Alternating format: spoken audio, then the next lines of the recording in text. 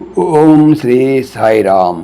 శ్రీమద్ భగవద్గీత 13వ అధ్యాయంలోని 26వ శ్లోకం గురించి ఈరోజు తెలుసుకోబోతున్నాం. సాయిరామ్. భగవానుడు గత శ్లోకంలో ఇలా తెలియజేశారు. ఆత్మను కొందరు శుద్ధమగు మనసుచే ధ్యాన యోగము ద్వారా తన యందు కంచుతున్నారు. అట్లే మరి కొందరు సాంఖ్యయోగము చేతను, ఇంకా కొందరు కర్మయోగము చేతను చూస్తున్నారు. ఇక ఈరోజు చెప్పేటువంటి 26వ శ్లోకంలో ఇలా అంటున్నారు. అన్యే త్వేవమజానంతః శ్రుత్వాన్యేభ్య ఉపాసతే తేపి చాతితరంత్యేవ మృత్యుం శృతిపరాయణాః.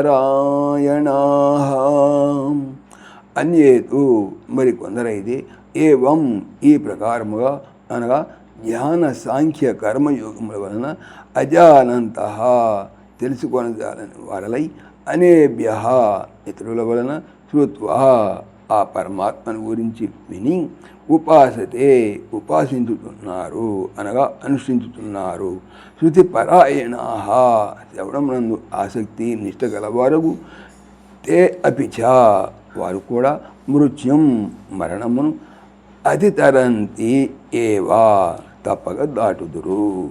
మరికొందరైతే ఈ ప్రకారముగా అనగా ధ్యాన సాంఖ్య కర్మ యోగముల వలన తెలుసుకొనదాలని వారై ఇతరుల వలన అనగా ఆ పరమాత్మను గురించి విని ఉపాసించుతున్నారు లేదా అనుష్ఠించుతున్నారు.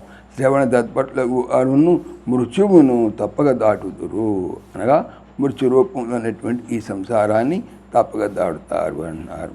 ధ్యాన జ్ఞానాది యోగములను కూర్చునేటువంటి తత్వమును తెలుసుకొని దాని వారు శ్రద్ధతో కూడుకొని అనుభవ ఇతరుల వలన విని తద్రీతి అనుష్ఠించినతో వారును పైవారి వలె మృత్యురూప సంసారము దాటివేయగలని ఇక్కడ చెప్తున్నారు. సాయిరామ్. ఓం దేవకీనందనాయ విద్మహే వాసుదేవాయ ధీమహి తన్నః కృష్ణ ప్రచోదయాత్.